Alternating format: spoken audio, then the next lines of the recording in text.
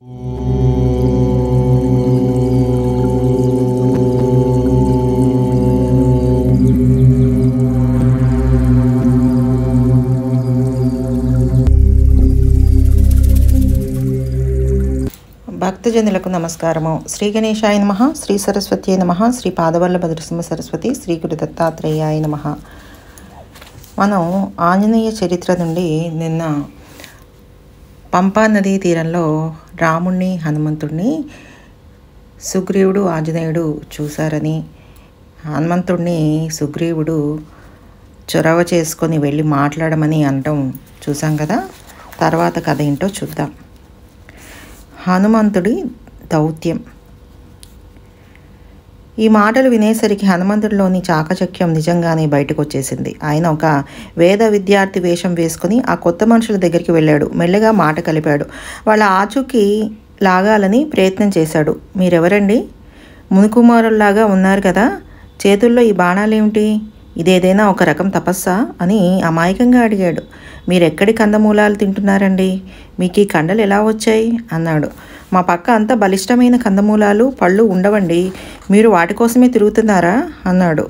ఇలా హనుమంతుడు ఎన్ని రకాల మాట కలుపుదామని చూసినా ఆ కొత్త వాళ్ళు మనుషులో రాళ్ళో కానీ అవుననరు, కాదనరు, నవ్వు ఊరుకుంటారు. కనీసం నీకదేమిటయ్యా అనరు.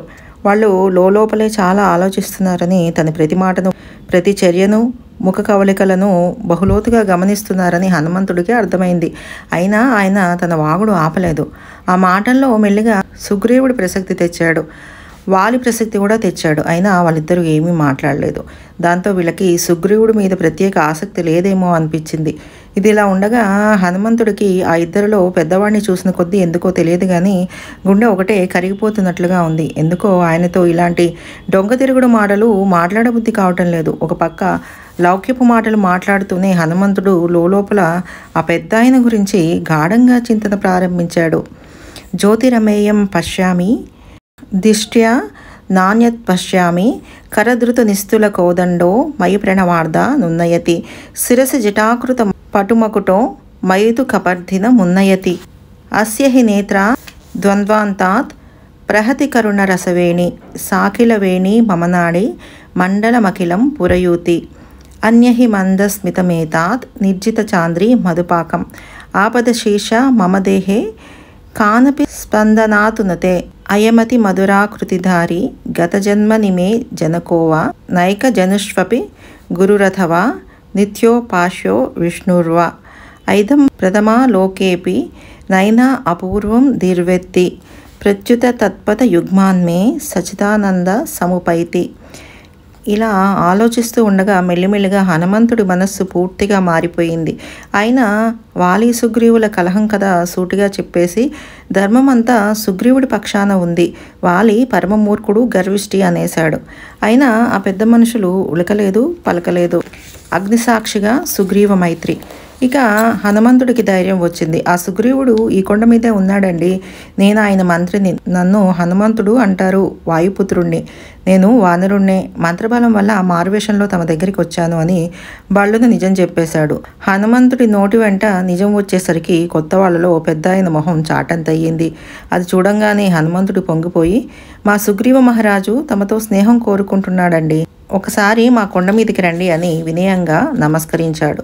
ఈ మాట పెద్ద ఆయన పెదవుల మీద పండువెన్నెల్లాంటి నవ్వు మొలిచింది, విరిసింది, కురిసింది. ఈయన తన తమ్ముడి వైపు తిరిగి ఆనందంగా ఇలా అన్నాడు. లక్ష్మణ, మనం ఎవరి కోసం వెతుకుతున్నామో ఆ సుగ్రీవుడి మంత్రే మన దగ్గరకు వచ్చాడు, అతనితో నువ్వు మాట్లాడు. ఈ హనుమంతుడు సామాన్యుడు కాదు, మహాపండితుల్లాగా కనిపిస్తున్నాడు. నానృగ్వేద వినీతస్య నా యజుర్వేద ధారిణః నా సామవేద విదుషః సఖ్యమేవం ప్రభాషుతం నునాం వ్యాకరణం కృష్ణ మనేన బహుదాశ్రుతాం బహు వ్యవహార తానేన నకించి దపశబ్దితాం.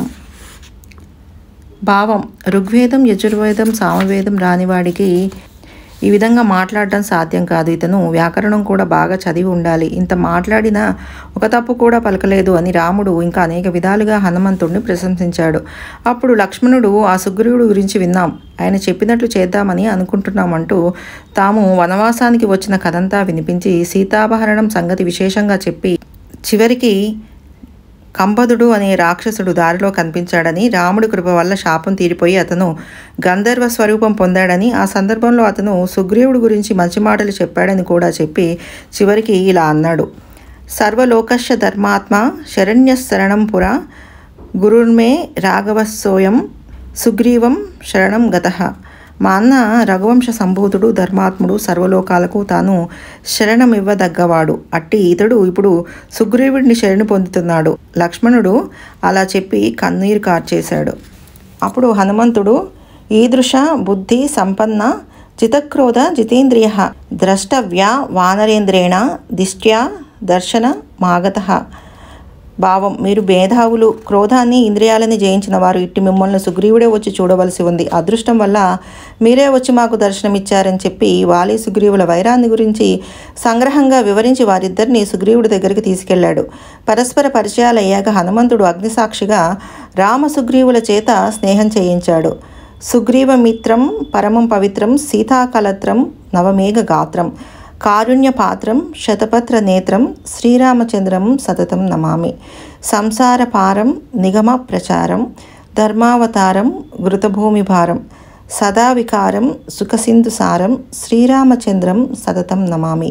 తన భార్యను అపహరించి తన అన్న అయిన వాలి తనను చంపాలని చూస్తున్నాడని తనకు అభయం ఇమ్మని సుగ్రీవుడు రాముణ్ణి ప్రార్థించాడు. రాముడు వాలిని సంహరించి నీ భార్య నీకు అప్పగిస్తానని అభయం ఇచ్చాడు. అప్పుడు సుగ్రీవుడు: రామ, నీ భార్య సీతను రావణాసురుడు ఎత్తుకుపోయాడని తెలిసింది. నేను ఆమెను తెచ్చి నీకు ఇస్తాను. ఈ మధ్యనే ఆకాశంలో ఒక స్త్రీని ఎవరో ఎత్తుకుపోతుండగా ఆమె రామ లక్ష్మణ అని అరుస్తూ తన ఆభరణాలను మూటగట్టి మా దగ్గరికి విసిరింది. అవి నువ్వు చూడు అని చెప్పి ఆభరణాలను చూపించాడు. రాముడు ఆ ఆభరణాలను చూస్తూనే మూర్చపోయాడు. అప్పుడు లక్ష్మణుడు వాటిని చూసి: నాహుం జానాని కేయూరే నాహుం జానాని కుండలే నుపురే త్వభిజానామి నిత్యం పాదాభివందనాత్. భావం: ఈ భుజకీర్తులు నాకు తెలియవు, ఈ దుద్దులు నాకు తెలియవు. రోజు పాద నమస్కారం చేస్తూ ఉంటాను కనుక ఈ కాలి అందలి మాత్రం తెలుసు అన్నాడు. తర్వాత కథ రేపు చూద్దాం. ఆ ఆంజనేయ స్వామి కరుణాకటాక్షాలు మీ అందరి మీద ఉండాలని కోరుకుంటూ, లోకా సమస్త సుఖినో భవంతు, సర్వే జనా సుఖినో భవంతు, శుభం భూయాత్.